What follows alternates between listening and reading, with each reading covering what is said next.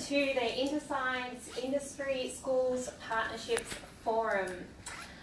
My name is Megan Mundy and I'm the InterScience Program Director and your MC for this afternoon's event. I would like to acknowledge that we are meeting on the traditional country of the Wurundjeri people of the Kulin Nation and pay respects to elders past, present and emerging.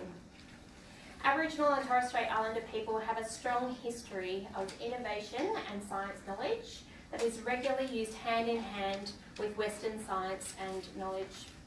We are proud to support our Aboriginal and Torres Strait Islander students, and with more professionals as role models, we look forward to seeing them pursue careers and shine in a variety of fields.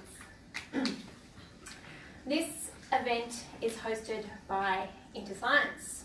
We are a peer mentoring program that engages high school students in science and maths through building relationships with university student mentors like Yana. Tonight we will be taking some photos of the event. The event will also be streamed live on Facebook. Hello. And if you want to join in the conversation on Twitter, you can see our hashtag on the screen. We believe in partnerships. InterScience partners with 67 schools in Melbourne and regional Victoria. We currently partner with La Trobe, Melbourne, RMIT and Swinburne universities.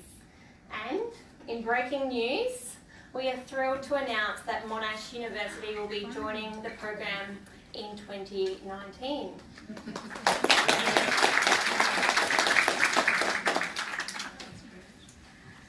Partnerships are powerful. Collective effort moving in one direction creates impact well beyond what one of the partners can do on their own. Australia needs a highly skilled workforce, proficient in analytic skills, to meet the future demands of our society. Schools, universities and industries need to work together to engage students in science and maths in their formative years. Just this morning, the Australian Industry Group released a report that spoke about the increase in the number of educational partners the industry is having and how few industries now have no partnership with education. It certainly is the way of the future, and it's something that we are keen to talk about tonight. And InterScience has a particular focus at the moment on how we can facilitate industry partnerships with our 67 schools. Dr. Alan Finkel, the Chief Scientist of Australia and InterScience patron, recently highlighted these issues in the Optimising STEM Industry School Partnerships Issues paper. I need to speak very slowly sometimes to make sure you get all the S's in the right place. And that paper has been the catalyst for this event this afternoon. Sally has worked with Dr. Finkel in the group that produced that paper, and we are really looking forward to hearing her insights tonight. Dr. Amanda Caples, Victoria's lead scientist, has been leading the charge on bringing industry, STEM groups and schools together in Victoria, and I've been privileged to be part of those conversations. Thank you for the invitation. Amanda has a PhD in pharmacology, extensive experience in industry and in research, and the last 16 years have been spent in the public service. Amanda is going to introduce tonight's topic for us, as well as introduce our keynote speaker, Sally. Welcome, Amanda.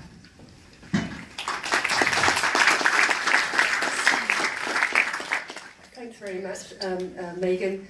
Actually, I don't know whether I can improve too much on that. I think you framed it really nicely.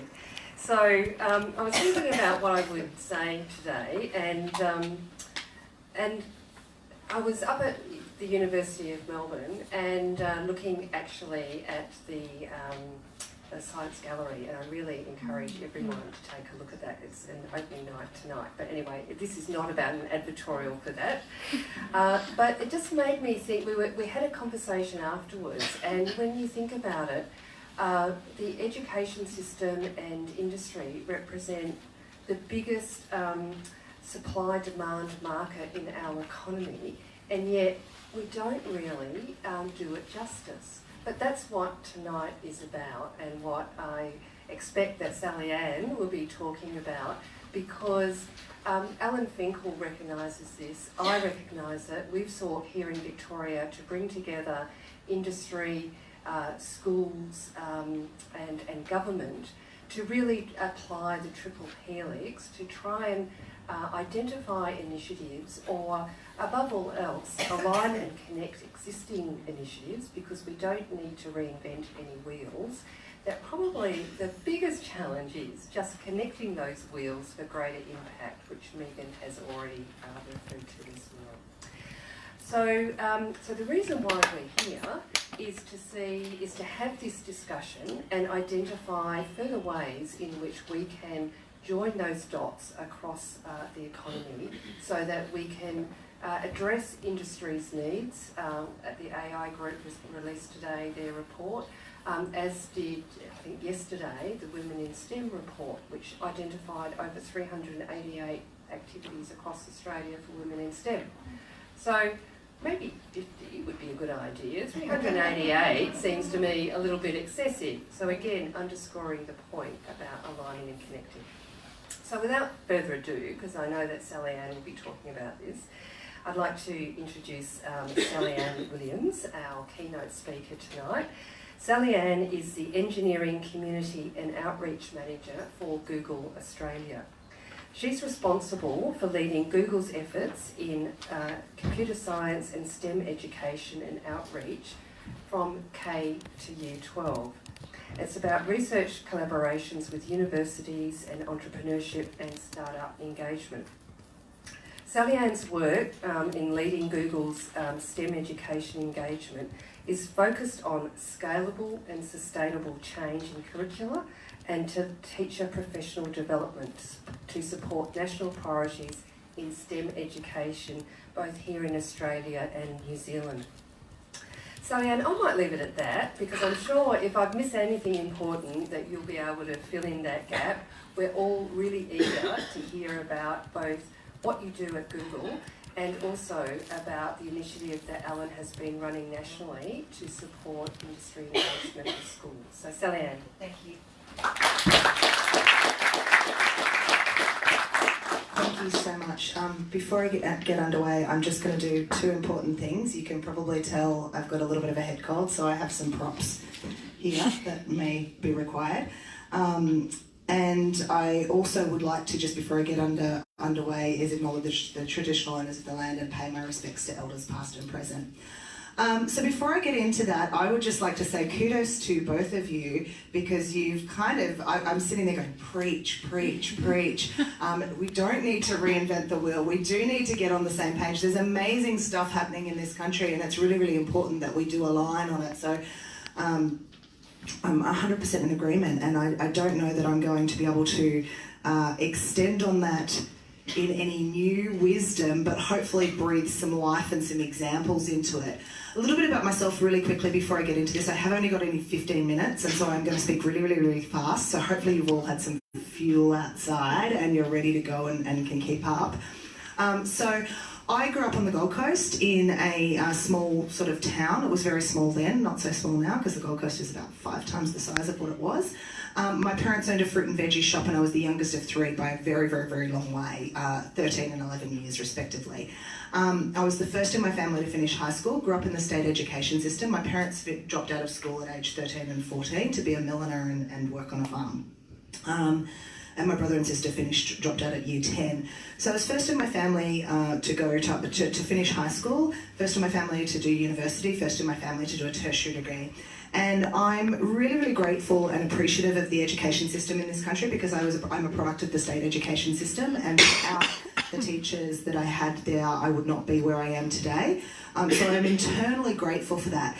The one thing I would say, though, the reason I'm so passionate about what I do at Google today is that I got where I am at Google, and I've been there 12 years now, by accident, by hard work and a bit of luck, but by accident, but not by design, because I was one of these kids in year in high school that did advanced maths and did physics and did chemistry. I did all the nerdy STEM subjects, and Japanese and English. They were my two non-nerdy subjects.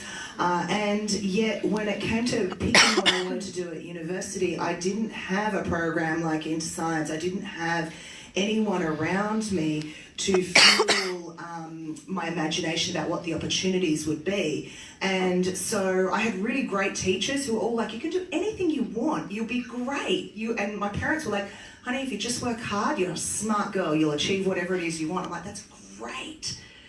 But I have no idea what the opportunities are. I really, really couldn't see it. So I went to my guidance counsellor who gave me this fabulous piece of advice that said, do Japanese and you'll always have a job.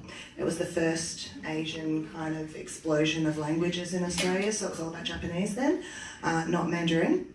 And so I did, and it wasn't until I started doing my research degree and I needed to buy a computer because I needed to write a thesis and I couldn't use the one at the library anymore because it was going to be a bit big and everything else. And a friend took me shopping and we built my first computer that my entire future got transformed, and I kind of just went, oh, there's opportunities out there for me. So I'm very, very personally passionate about this work because I have lived that journey, and for somebody like me who went through the state school education system, if you don't have programs and if you don't have partnerships and you don't have industry professionals coming into your school, we are not able to see the opportunity outside of us. It's not enough to say it's online and it's on TV and you can find that information. If you don't know to look for it, it is invisible to you. So anyway, enough about me. Let's get into it. The two things I was asked to talk about very, very briefly is about inspiring the next generation. Why is it important to have industry partnerships between schools and industry, and improving the system? What strategies work for engaging industry and schools? And I will reflect on the work that we've done at the STEM Partnership Forum with COAG. So the why does it matter is really critical, and it's already been touched on. 75% of all future opportunities or future jobs in this country will require STEM skills. The World Economic Forum says that 65% of students in primary school today will be in careers that we don't know and don't exist right now and we can't name. And in America, it's really, really, really interesting when you start looking at what's there. Right now in America, there are it's actually over 800,000 current openings in STEM fields, but that's actually just the computer science jobs. And in every single state and every single industry. We know too that students are going to transform in what the world of work looks like for them. They're going to go through 8 to 9 different career transitions in their lifetime, maybe 20 to 30 jobs. And so the kind of things that we want them to do is, or the skills that we want them to have is not just STEM skills, but resilience, curiosity, which I think goes hand in hand in my mind with STEM skills, because what you don't understand, if you can grow a curiosity in that, you can really be passionate about trying to figure it out and learn. And also communication, the 21st century skills we keep talking about, or the entrepreneurial skills of collaboration and teamwork and confidence and problem solving skills, and being able to do to take these skills and to be able to translate them across a whole bunch of different industries. What I think is really, really important in this conversation is the role that industry can play to bring that to life. Because all of those stats are great, but if I was sitting there in the audience, I'd be like, great, so what does that mean? What does that look like? How do I have a conversation with a kid in my classroom? How do I have a conversation with somebody out in the cafe right now? What does it mean? What are those 75% of jobs going to look like? How do I get them excited about it? How does that relate to the fact that I'm teaching quadratic equations on Monday and I'm going to bring those to life? And believe me, if anybody can bring a quadratic equation to life for me, I will happily come and sit in your maths classroom again, because I can still do them. I just don't know why I was ever doing them in the first place. But, you know, it's a good skill to have. I was very resilient in maths, let me tell you. So I want to talk a little bit about the report that we came out and some of the lessons that we learned, or some of the points out of it. I'm not going to actually go into the specifics of the recommendations, because you can read those. They're in a summary up front on the first couple of pages, so I highly recommend doing that if you don't want to dive into everything. But there's some really interesting key examples, and then I want to talk about sort of how we see that playing out. So the first one that I think has been really, really critical for us to recognise, and it was certainly a conversation over the months that we were coming together and working together, was that the number one thing that you need is leadership support. So in your schools, leadership need to be supportive around STEM education initiatives, around teacher professional development in these areas, around the programs that are coming in. It's great to have passionate teachers. I am not taking away from that. We need passionate teachers and we need committed teachers. But if you've only got one person in the school that's being the champion and the flag bearer for what it is that you want to do, it's a really hard slog to bring transformative and lasting change. And so that recognition that we need to have leadership on board in schools is really, really critical. And it's funny because it's exactly the same conversation we had about, well, what do we need from industry? And it was like, well, we need industry on board. So often industry engages in programs and puts up hands because somebody somewhere in the organisation is passionate and they start running a little program or they get involved with something or they volunteer. And that's great. But if you really want to have transformative change, you need leadership in your industry to say, this is important and we're going to dedicate resources, time, money and people and commitment to being part of the change. So my role in the engineering team at Google, I actually sit in engineering. I'm not in corporate responsibility, I'm not in policy, I'm not in marketing, I don't do any of those things. I respect my colleagues that do those sorts of work really well, but I sit in the R&D group. The reason that we dedicate resources in our company to people doing STEM education and research engagement and startup engagement is because we thrive in an ecosystem that is thriving. And for us, when we started the engineering team at Google, just before I joined nearly 12 years ago, about 15 years ago when we started there was 11 engineers. And it took us a really long time to get to 800 odd in Sydney. And what we found was when engineers would leave our company, they would leave to go overseas because there were no opportunities in Australia that were interesting to them at the time. Or they, if we wanted to attract talent to Australia, even Australians to come back home, it was really, really hard because they couldn't see something thriving in the ecosystem here. And so for us, we're like, we need to solve this. We need to solve this for ourselves, but more importantly, we need to solve this for the country. It's not enough for us to be doing good. We need to be in an environment where there is great things going alongside of us because it makes us better and it makes us stronger and it makes us more competitive and also a better place to be. And so we started a lot of work in the education space and the outreach space and ironically for us, we went straight to our university partners and said, we can't hire enough graduates from you because you're not producing enough. There was only 4,000 domestic graduates in computer science across the country at that time, and by the way, those numbers haven't shifted dramatically yet. But give us 4 years with the 20-30% increases we've seen in the last few years and we will see that skyrocketing. But there wasn't enough of a pool for us to draw from, and most of that talent was going straight overseas because the demand was so high.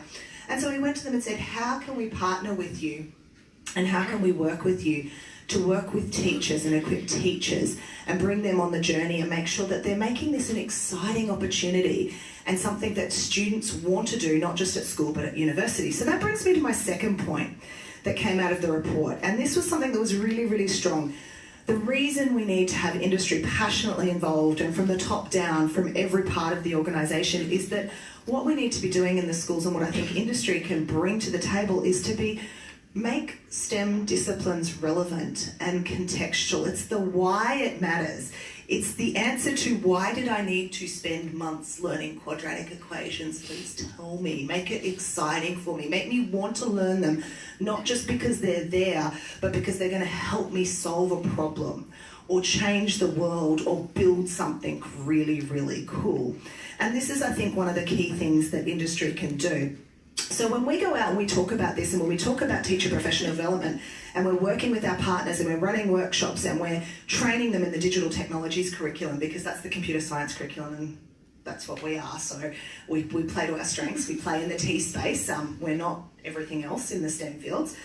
We talk about CS plus X, we talk about computer science plus X, where X is your passion, it's the problem that you're trying to solve, or it's any other discipline. And we give real world examples. We talked about people like Daniel Feinberg, who is the director of lighting in Pixar Animations and does amazing work building these blockbuster movies that make millions of dollars around the world and make everybody laugh and cry and scream and hide when it's scary and what have you. And she does it by pushing pixels around the screen with lines of code to delight you. It's this beautiful combination of art and computer science. We talk about the breakthroughs in medicine and computer science and smart contact lenses that can automatically detect from the saline neurite your blood glucose levels and send alerts in real time to your smartphone. So we don't start off with the why should you learn computer science and code. We say how many people in the room know somebody with diabetes and knows what a battle it can be to live with diabetes. Wouldn't it be great if there was a solution that made that every day so much more simple? And here's how you can do it through computer science. All of a sudden the computer science is compelling, not because it's a bunch of code, but because it's actually going to solve a problem and you can have a real world impact. And so that's why we do it. So the third one that I'm going to touch on really quickly is that, and we've already heard this actually from both of the previous speakers, is that we should replicate best practice, not reinvent the wheel. There's there's probably at least 1 million. There are many great programs out there, and what we really need to do is find the ones that work and double down on those. Not that we can't have a prolific, number of new things. I'm all for people, doing what they need to do in their own context. But if we really want to have significant scale, where are the programs that can apply in regional and remote areas as well as big city areas? So I'm going to talk about really quickly about one program that we're heavily involved with, which is the First Robotics program. How many people know First Robotics? How many people do First Robotics? Okay, my goal is to make all of you, except for you because you're already doing it, fantastic. My goal is that you would want to go look this up, firstaustralia.org, for the win, by the way. They have a phenomenal program that goes from kindergarten through to year 12. It runs all across the country, and it's not just about robotics, it's about all STEM disciplines. But what they do is they contextualise the learning in a problem-solving methodology, and in a way that kids work together in a team. They learn leadership, they learn communication, they learn resilience. It's an absolutely brilliant program. Program, and here's what I really love about it. Every single team requires mentors. This means that doesn't matter where you offer this in this country, this program can have a mentor in regional Australia that works for an agricultural company. It can have an electrician, it can have a plumber, it can have a mechanic, it can have the teacher. A lot of the times we've got nurses in there doing it. You bring people in who are working in fields that maybe don't come into the classroom all that often, and you give them an opportunity to connect with kids, and you expose kids with the opportunities that could be part of their pathway to the future. One of the teams that that got into the World Championships this year from Weewar, it's a tiny little town 6 hours outside of Sydney. There's about 1,200 people in the entire community. It's agriculture. They're doing it tough. They're doing it really tough, as we all know our farmers are in Australia right now. And they had a girl that went through the program last year, and she was not going to go to university and didn't know what she wanted to do. She participated in the program for 1 year. And the beautiful thing about this is Macquarie University offers a guaranteed entry into degrees at their university if you participate all the way through to year 12, regardless of your ATAR. She got into that, and she's now doing science and engineering at the university. She has a part-time job as a science outreach communicator, and she's moved to Sydney with a ready-made family of friends in the First Robotics program nationally, and doing something that's completely transforming and changing her world, in a world that she couldn't have imagined or couldn't have seen if it wasn't for a program like that. Now, is that Google's and industry engagement that's made that possible? Well, a little bit, because we've got grants for those low SES rural and remote schools. But what's actually made it possible is the local mentors from industry on the ground who have got behind that team and supported them. It's the parents that have baked the cakes to feed them when they've come to Sydney. And it's everyone that's kind of encouraged them to do something that they never thought they could possibly do.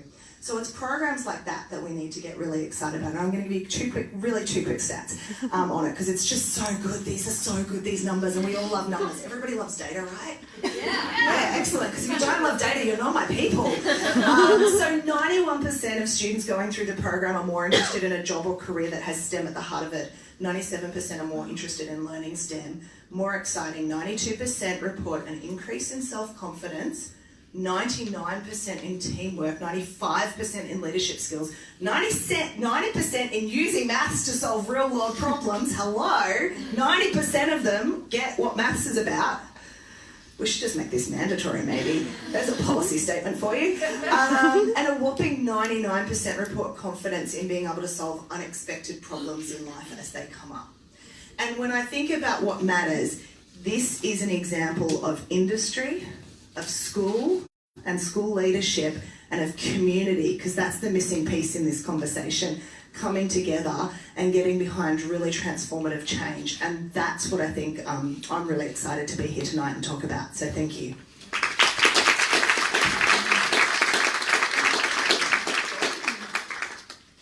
Thank you, Sally. I'll go down here. Nobody needs me in this session. Thanks, Sally, for your insightful comments, especially focus on people and relationships and how people can bring things to life, and also bringing real life examples from industry into the classroom.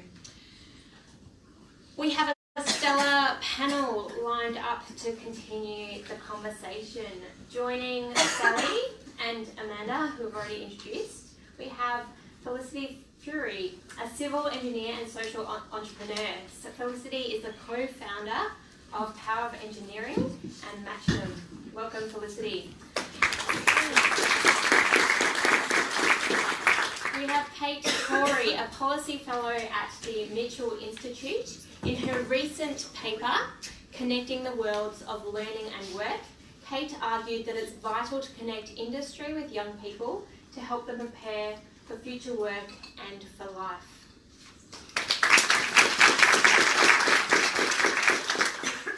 We have Dr. Linda McIver, who has been an academic, a teacher, with a focus on computer and data science. She has founded the Australian Data and Science Education Institute. Thank you, Linda. And we have Troy, who is a learning delivery specialist at Microsoft. With a background in teaching and at the Victorian Department of Education, he now works directly with teachers, integrating technology into the classroom. Welcome, Troy.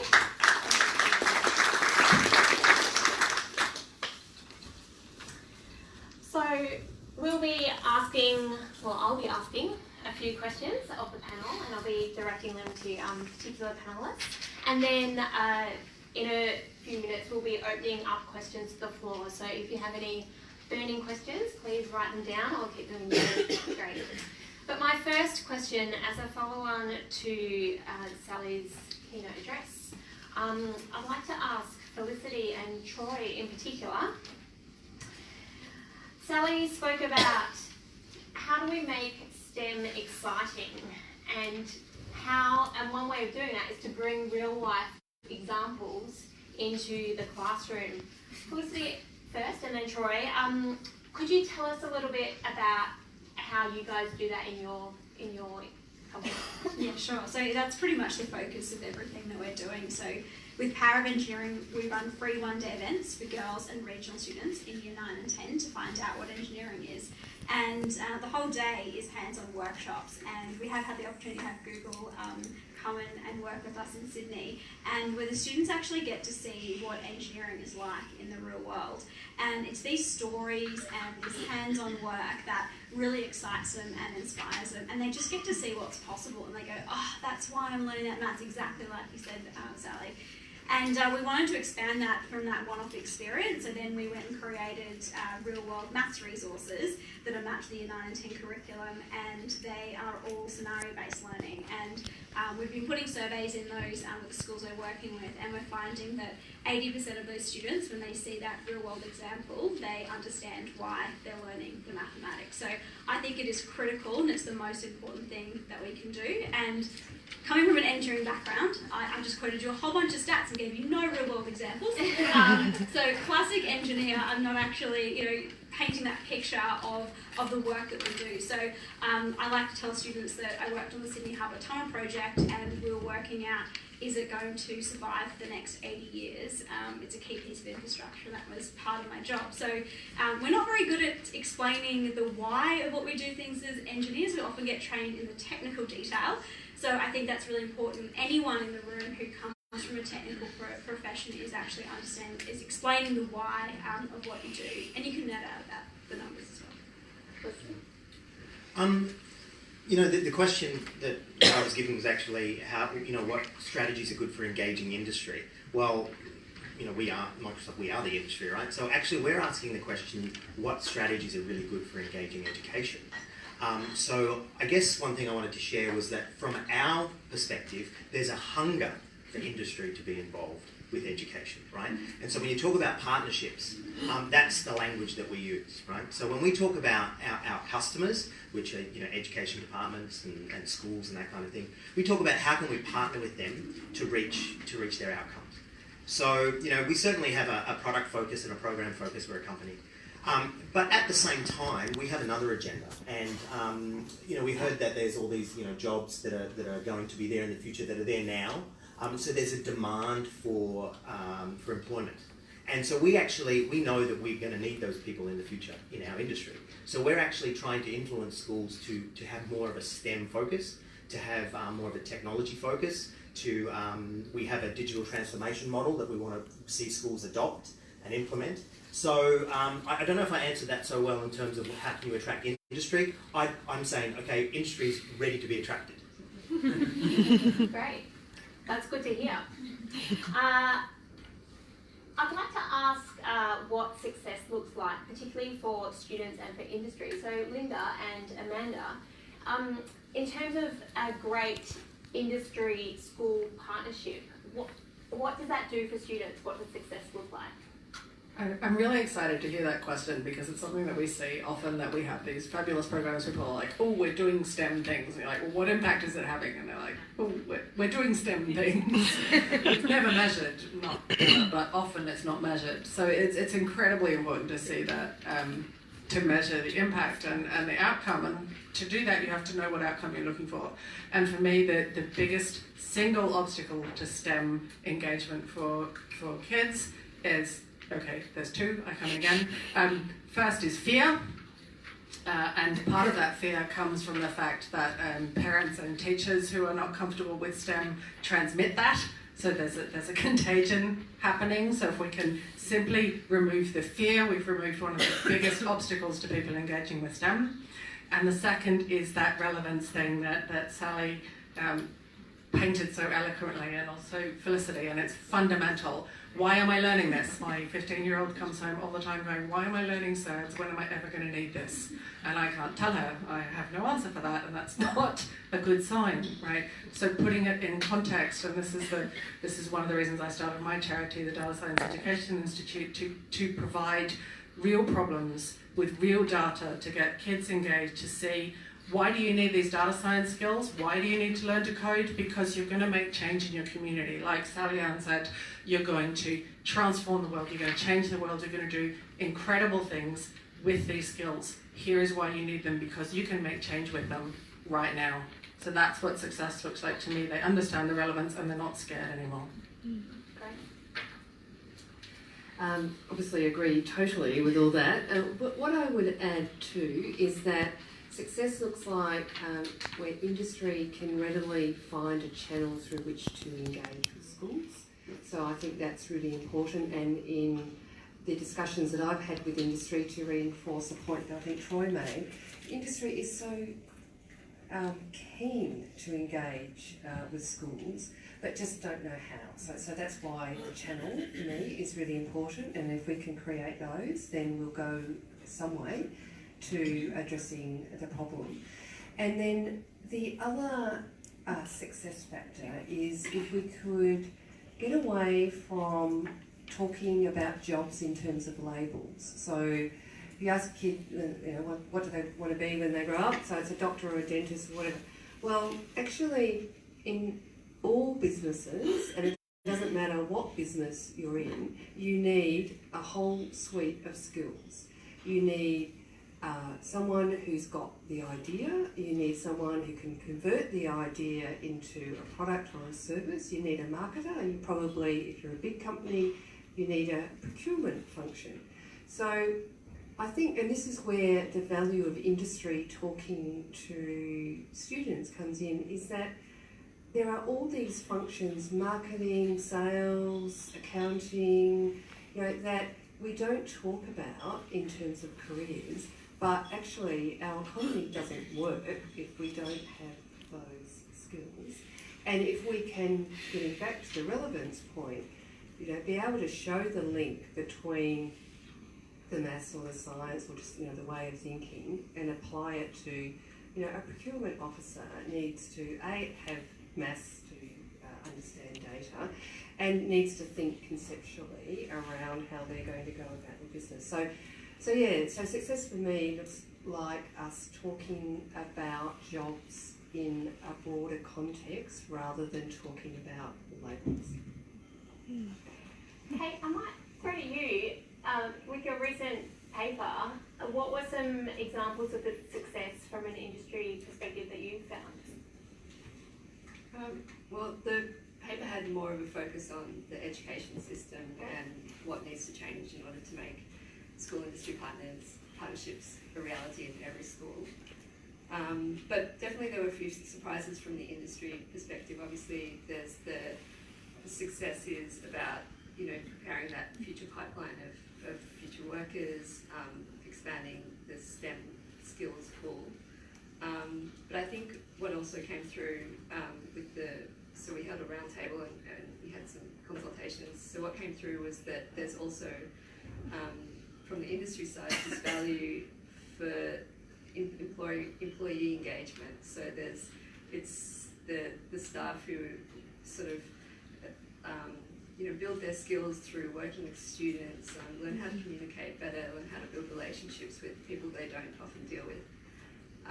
And so then it came to that idea of partnerships being a genuine exchange where there's mutual benefit. So I think that's probably what success looks like. Great, you've just touched on my next question and it's for you as well, so keep the microphone. There's many different ways that you can engage students in STEM.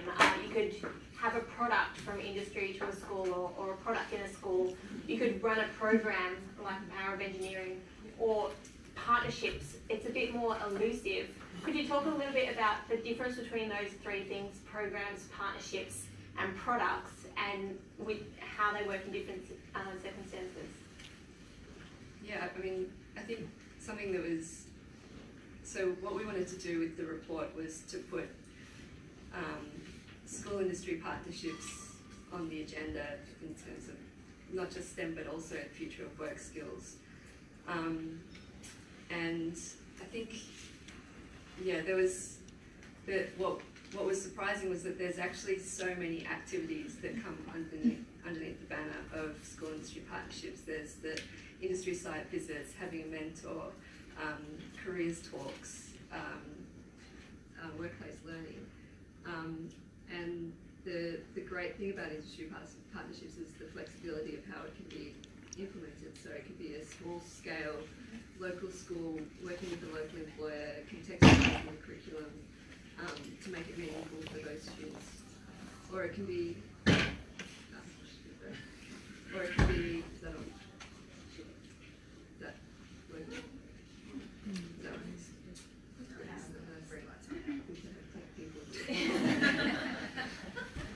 Or it can be, the sort of large scale economic development ecosystem within a region. So I think that there's so many opportunities within partnerships to implement them in different ways. But I think there's a real question about how do you make it happen as a system. Cool. Troy, did you have anything to add to that? Yeah, I'll use the mic a bit more. Hold it here and I think one of the things, I don't know that I'm so much going to talk about the difference between those three, because I think those three are all really important and go together, right? Because when I looked at that question, I was like, oh, for sure, we do all three. But I think I'll give you some advice, I think, in terms of schools and education departments, etc., partnership with industry. I think, like any relationship, there needs to be a resonance, right? A resonance in values. So I think, like oftentimes we can go into a school and be talking about what we want to do and what we can help them to do and how we can empower them and all that kind of talk, and they're really not interested, right, in what's going on. And a friend of mine said to me a long time ago, talking about teaching, he said, "Love them all and move with the movers." Right. So I think one of the most important things in terms of partnerships, and one thing that differentiates that from, say, a program that you're going to put upon someone or a product that you're going to put upon someone, is just making sure that you do have that resonance with that organisation. So if you're going to reach out to an organisation like Microsoft, for example, you might want to find out what the culture is of the organisation, right? So looking at something like in our organisation, especially in Australia, diversity is a big thing. And also diversity, for example, we're quite active in terms of women in STEM. And I was looking here tonight, and the dude that's going to bring up women in STEM is the dude, right? But so that's something that really matters to us, right? So organisations that are looking at things like diversity, you could reach out to Microsoft in that regard. And also with someone like Google, right? You find out what are their values, what are their values as a culture, and do you resonate, rather than wasting your time trying to hit an organisation that you're not going to gel with. So I think that's really important. That's one of the big differentiators in partnership.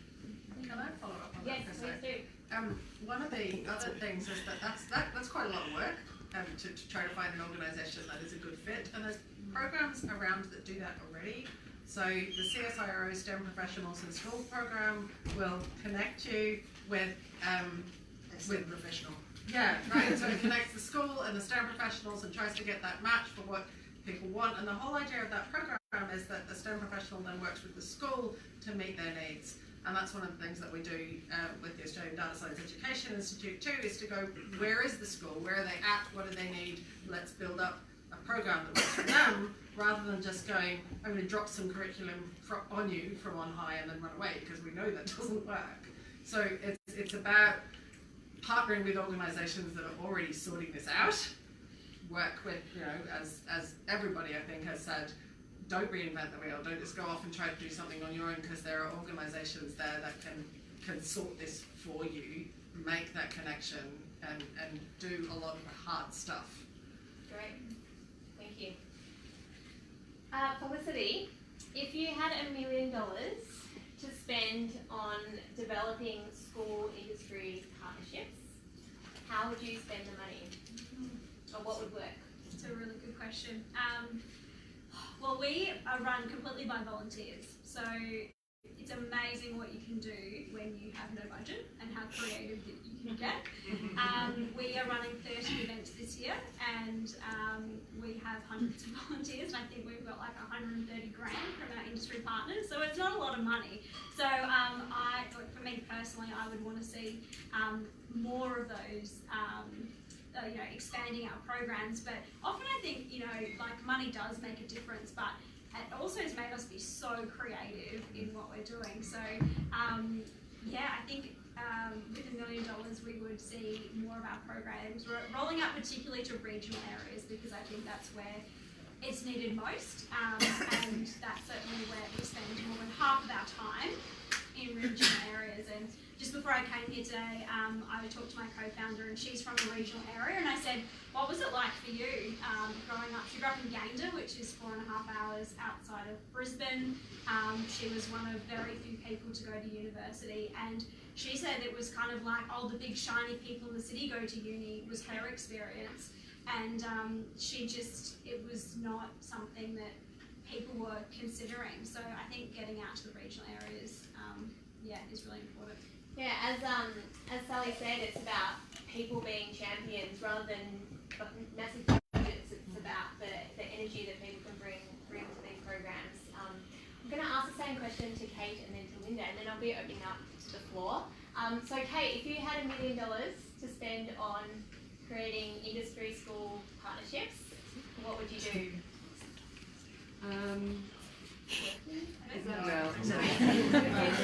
Just go ahead. Great. I think one of the things that came through was that there are so many different organisations doing the facilitating work, doing the building the relationships and intermediary roles, and they're really different types of organisations. They're not-for-profits, they're government agencies, they're multinational ICT companies, they're local learning and employment networks in Victoria. And a lot of those organisations don't often naturally talk to each other. And so I think I'd use that $1 million to try and build up a bit of a network, so we can use all those intermediary organisations who know how hard it is to make a partnership work, and who know what you need to do to take it to more schools. So yeah, get those together and use that as a source of systems change. Getting organisations to talk to each other. That's something that Amanda's been doing a lot of work in Victoria on over the last year or so, so you're doing a good job. And Linda, how would you... That ties in exactly with something with what I wanted to say, which is one of the main goals of the Data Science Education Institute is to bring the teachers together who are working in this space and bring the people in education and outreach together who are working in this space and provide support. I've been to the Supercomputing Conference in the US 3 times now, and it's a massive conference, huge show floor, massive number of organisations, all of whom doing amazing things in education and outreach, all of whom doing it alone, all of them reinventing the wheel. None of them know that the organisation down the road is doing the same thing. So I tended to go around the show floor connecting people, and I went, this needs to be a bigger thing. Somebody needs to be bringing all of these people together and actually making sure that we can share resources, that we can share ideas, that we can not keep doing the same thing that doesn't work, because we can learn from it and pull it together and actually make progress as a community. And of course, somebody has to, you see. Now it's me. So, this is something we need to do, is bring the communities together. And it's a massive problem in teaching that we are, as teachers, incredibly isolated. We don't have the time or the resources to find the other people who are doing similar kinds of things and have similar kinds of passions and get that community going and have those conversations. So this is also something that's incredibly important for us to facilitate, is go, come, share resources, talk to each other, have someone to talk to. When you try something new and it goes pear-shaped, because something new will go pear-shaped sooner or later, to have someone to go, this didn't work, I don't know what to do, and someone else to go, I know what happened, I had that happen, and this is how I solved it. Just that support is enough to sustain a program. If you don't have that, you will retreat to your comfort zone and go back to what you've been doing for the last 10 years, which is safe and it works. So you need that community, it's fundamental.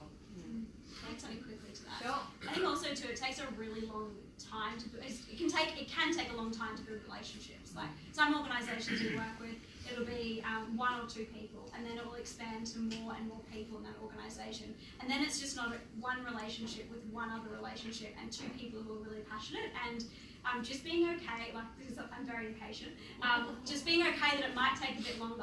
Yep. And now we're starting to see, we've been going for, it'll be 7 years at the end of this year, and we're actually seeing it is organisation to organisation. We're getting the leaders, the COOs of these companies on our advisory committee, and that's what's making that longer term change. And other people getting excited. It just can't be one-to-one. I think multiple people from organisations, Before I open it to the floor, Sally, do you have anything to add to what we've been talking about? Yeah, I just want to actually add to that too. I think I'm going to be really transparent for you. My biggest bugbear with industry, being in industry, is that we try and reinvent the wheel.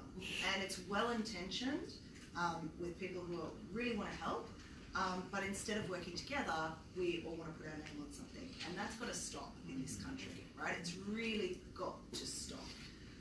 So a couple of examples I can give you of where we're doing that with other organisations, and it works, and there's no fanfare for this. There's no glory in it for us. We're doing it because it's the right thing to do. So my friends over at Atlassian wanted to do something in the education space in computer science, and we're going to go into classrooms, Sally, we're going to teach kids to code. We know you do stuff on this. We're going to start writing materials. What can you do? I said, great, I love that you're going to do that. Would you like some ready-made materials called CS First that's free and open source and you can get going tomorrow? How about I come and talk to you about it and I'll train your engineers? They've been running their program, their CompSci Kids program now for the last 2 years, and they've gone to over 3,000, they've reached over 3,000 students in Sydney with their volunteers, right? Just by going out to the classroom.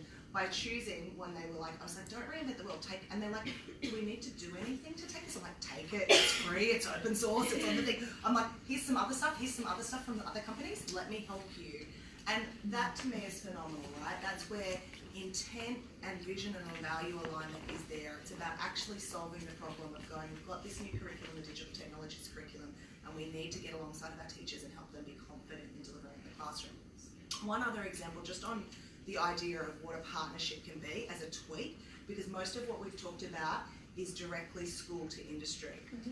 There is another model where I think industry needs to think about at a more strategic level, And that is actually the role that we can play in teacher professional development and professional learning. So this came out in the CoABSTEM Partnership Forum work that we were doing, was this real need to invest as a nation in our teachers. Our teachers are professionals, they train, they are equipped, they work their butts off, if I can just say that.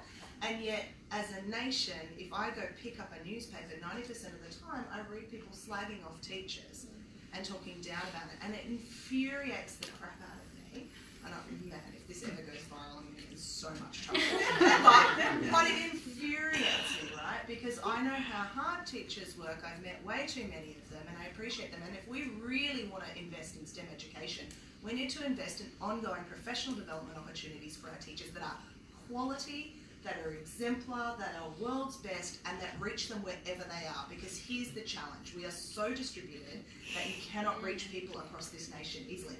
Except we're doing it, right? So I'm going to give you an example of a partnership that is different. So this is a partnership that we have with Adelaide University, and particularly the CSER group, the Computer Science and Education Research Group. Just search them in your favourite search engine later.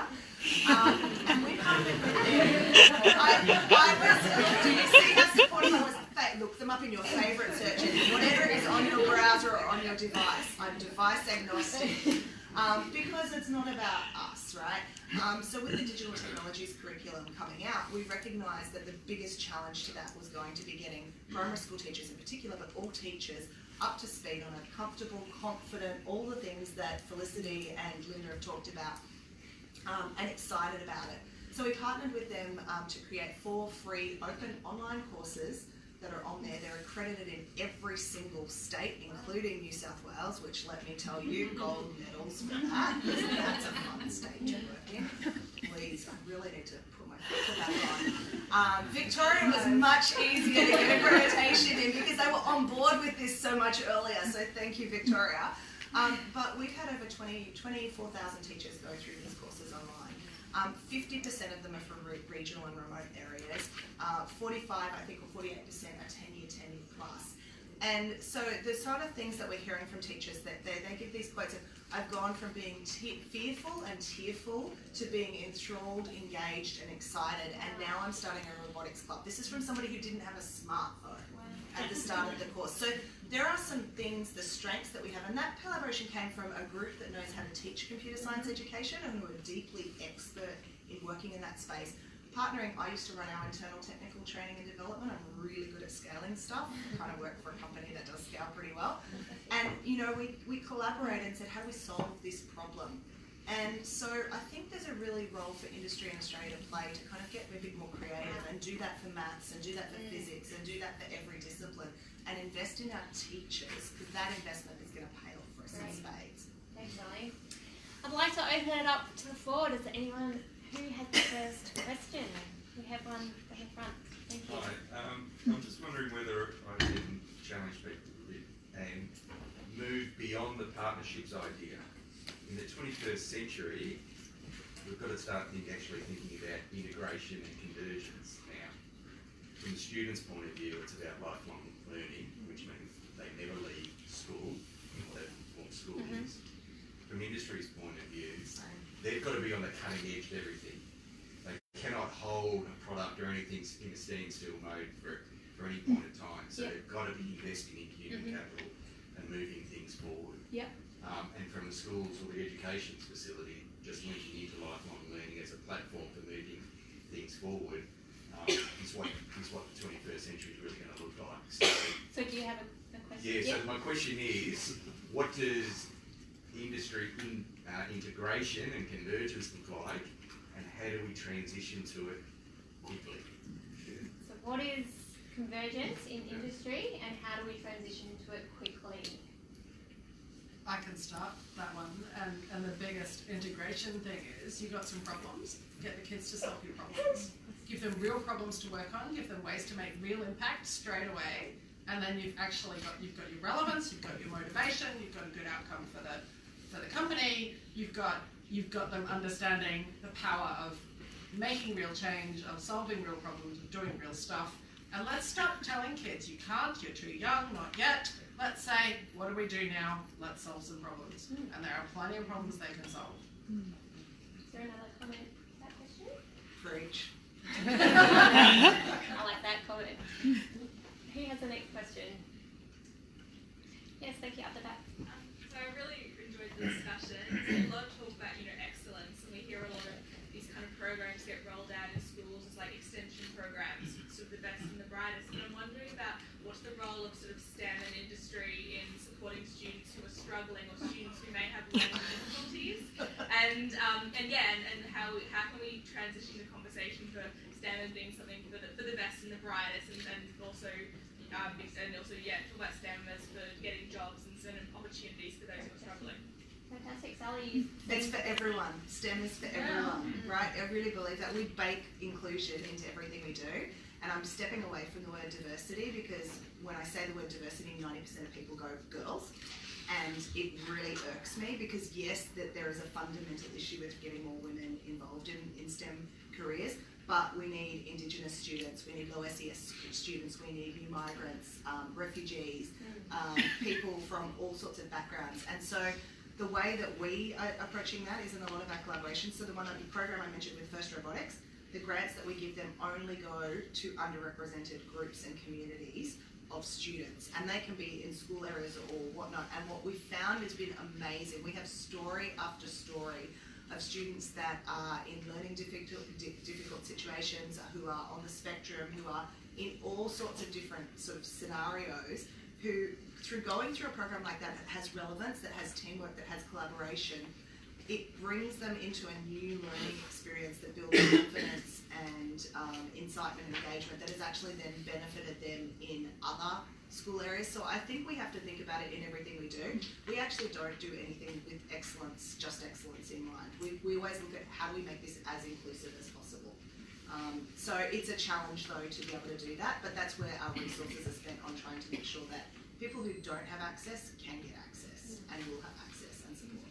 Can I have a go at that one as well? Yeah, so I've been in my role for only about 18 months. Prior to that I was in schools, and I was in schools for nearly 20 years. Coming back, I lived overseas for a very long time, but coming back to Australia, it was, when I got here, it was very much, and I think about NAPLAN, right, and I think about, that we're still, I left Australia in the 90s, came back in, in the teens, and everyone was still on this numeracy and literacy thing in NAPLAN, right? And I was thinking, so what about the rest of the curriculum? So I, when I stepped into the role, all of a sudden there was this whole world of sort of STEM opened up to me, and it was like, oh yeah, right? So I think it needs to start with the schools, okay? I think there needs to be a valuing of STEM. There needs to be that people can actually see its value. And I don't know that teachers can see that, especially in primary schools. There was that Primary Connections science curriculum that was run, and when I was a primary school teacher, I was pushing that, and the resistance I got from leadership, the resistance I got from people around me and other teachers, why are we doing this? So I think there needs to be a culture shift. But I also think what you said before about building the capacity of teachers, I think that's where it needs to start. So we need to give the moral imperative to the teachers, and we also need to give the moral imperative to the school leadership, because that's really where the decisions all come down. There's a giant disconnect between departments and what's going on in the schools, and that's not anybody's fault. So when I started dealing with the education departments in different states, I realised these people were actually quite bright. When I was in the schools, I thought there must be a lot of idiots because there's nothing good happening, nothing good coming down. But it's just not true. So there's this disconnect, because if we started sending out emails to everybody in the schools from the department, everyone who's got an agenda and everyone's got a priority, we're talking about competing priorities, it'll be the end of your email box, right? That's Victoria was still on print. So that's we'll push what we're trying to do. So I just think it needs to be building the capacity of teachers, but definitely building the moral imperative. And I think if we do that, and actually, I realise, and I, as much as I work for Microsoft and we are a company, I also very much spent years in school, and I know that those kids need a lift up, and it's got to be more than jobs. It's opportunities, it's chance, it's quality of life, it's all those things as well. So I think, wouldn't it be nice if NAPLAN started testing STEM? I don't know. The moral imperative. Amanda, did you have something to contribute? Yeah, so I was just going to say that, and this is by no means, we're not there yet, but we're on a couple of steps in the right direction, to the point that it has been made by others, that STEM is for everybody. and so not everyone's going to be a scientist, but we need that core level. It needs to be higher, otherwise we believe we need behind. And one way that we're seeking to do that here in Victoria to increase the opportunity for engagement and familiarity we've got with technology, and also with the different roles we need in order to do something with that technology, is through an initiative called Tech Schools, and we're about to roll out, the final Tech Schools are about to open, and there are 10 of them in the state. It represents about 30% reach of year 7, 8 and 9 students in Victoria, so it's approaching something that's at sufficient scale in terms of reach, and each Tech School is able to offer a different set of opportunities for students to engage with, and it's all about embedding 21st century skills, so that in the robotics class it's got a purpose in terms of the coding, that the students work in teams, so one is the leader, one is the note taker, and one is the QA person. So it enables the students to approach the task from a different set of perspectives, so they can start working out whether they're a leader or whether actually they prefer to be the back-end person and so on. So look, it's a drop in the ocean, it's a step in the right direction, but it enables students to engage with the technology, work out whether it's for them or not in a safe environment, and there's more work to be done in terms of getting the teachers because the students come in for a day or two a year, which is nowhere near enough, but at least it's a start, and we've got to work with the teachers who are the home teachers to make sure that what they learn at the tech school is integrated into the curriculum and that they get the value from it. I have 2 more quick comments and then we have time for one final question. So Rita, please. So, thank you. I do want to pitch in on what Troy said about the moral imperative. And the moral imperative is not just about the students and their future, it's about our future. STEM is problem solving, STEM is solutions, and goodness knows we have some pretty significant problems facing us right now.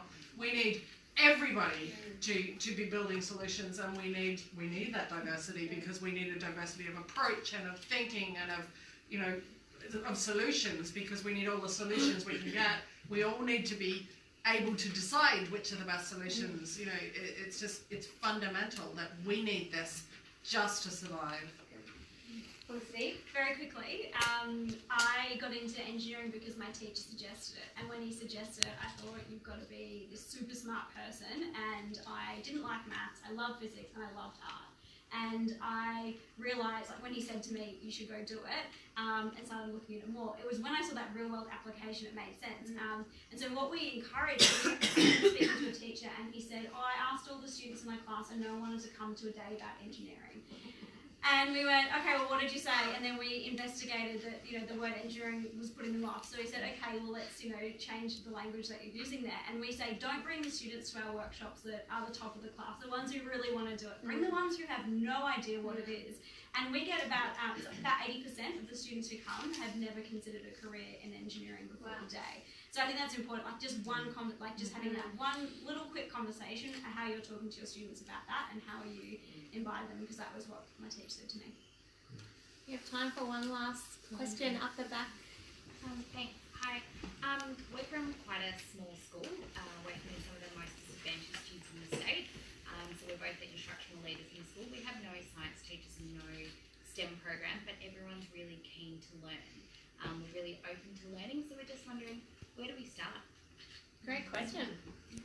I can connect you if we can connect afterwards, or if you just tweet me on Twitter, Sally Ann W, pretty easy to find. I can connect you with the CESA team, and they actually are funded by the federal government to put a project officer in each state to go run workshops for teachers in the digital technologies curriculum, so we can help with that. And then if you're keen and want to go further, we can connect you with First Robotics and you'd be eligible for a grant. But let's start with teachers and see if we can get you a workshop up there. What other ideas do we have? Well, Power of Engineering is completely free. We pay for buses, we pay for catering. Just go on our website. You can find out when events are in your area, or let me know if you want one, and we will find people who want them. We will come to you. And also the Star Portal is really great. So if you just Google Star Portal, if you can search by area and search by program, and there's heaps of free programs that are on there as well. Yeah, and our website has free resources, powerofengineering.org. Yeah. As is the same, free resources. The website's just building because we only opened this year, but if you want a particular subject that you want to put data science in, just shoot me an email.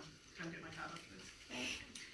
Ladies and gentlemen, that is all we have time for this evening. It's been a really illuminating and insightful discussion, and I've learned a lot from it, so thank you. Please join me in thanking the panel again.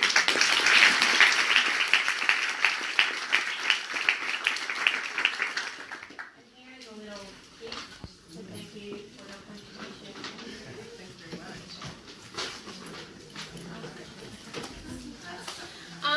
And now we would like to invite you to join us to continue the discussion over refreshments in the foyer. Thank you again.